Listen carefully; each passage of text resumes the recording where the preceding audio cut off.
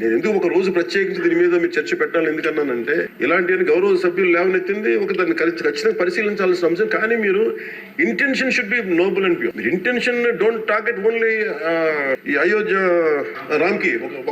ఏముందంటే ఒక పరిశ్రమ చేస్తే మళ్ళీ గత ప్రభుత్వంలో అయిపోతాం.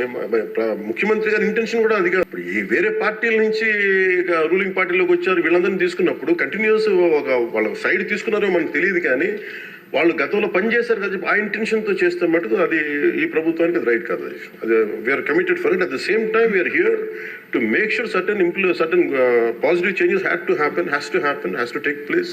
But how do we take it forward? ఇది ఒక విస్తృత స్థాయి చర్చ జరిగితే తప్ప, గౌరవ ముఖ్యమంత్రి గారు కూడా దీని మీద నిర్ణయం తీసుకోవాలంటే గౌరవ సభ్యులందరూ కూడా దీంట్లో పాల్గొని ఈ నిర్ణయం తీసుకుంటే, ఈ పాలసీ చేంజ్ చేస్తే, ఇంప్లిమెంట్ చేస్తే, ఒక పాలసీని ఇంప్లిమెంట్ చేయాలో ఏమేమి ఉంటాయి కళ్ళ ముందు. మనకి ఈ రోజుకి వివేకానంద గారి కేసులో మర్డర్ జరిగిందని తెలుసు, మనం ఇంకా చేయలేకపోతున్నాం దాన్ని.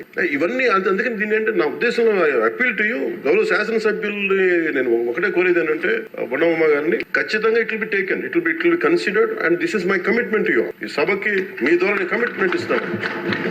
పర్యావరణాన్ని చాలా చాలా ప్రథమ బాధ్యతగా మేము తీసుకున్నాం అధ్యక్ష. కాకపోతే దీనికి ఏంటంటే ఫండింగ్ ఇవన్నీ ఉన్నాయి. మేము ఫండింగ్ దాటి కూడా చెప్తున్నాం అధ్యక్ష. ఇది ఒక మీరు ఎమోషనల్ కమిట్మెంట్ అనుకోండి, దీన్ని ఒక గుండె లోతుల నుంచి వచ్చిన ఒక స్ఫూర్తితో చెప్తున్నా ఏదన్నా అనుకోండి. ఈ రోజు మనకి నిజంగా పర్యావరణాన్ని పరిరక్షించాలంటే అంత నిధులు కూడా లేవు. ప్రజలు తినేసి అక్కడ వేసేస్తున్న ప్లాస్టిక్. దీనికి చంద్రబాబు గారిని మేము వెళ్ళి కూర్చోబెట్టి రోజు తీయలేం. అది దర్ ఆర్ ఎనఫ్ ఎంప్లాయ్మెంట్. దాని అంత చాలా మంది ఎంప్లాయీస్ ఉన్నారు, ప్రజల్లో ఇది రావాలి. సో దానికి తగ్గట్టుగా ఏం చేయాలని ఈ సభ కొంచెం సీరియస్ గా తీసుకొని దీని ఒక అవగాహన అందరికి కల్పించుకొని మనందరికి ఒక బలమైన బాధ్యతగా తీసుకుంటే దాన్ని ఇది మనం ప్రజల్లోకి 5 కోట్ల మంది ప్రజల్లోకి తీసుకెళ్ళచ్చు అధ్యక్ష. అది మీ ద్వారా కోరుకుంటున్నాం.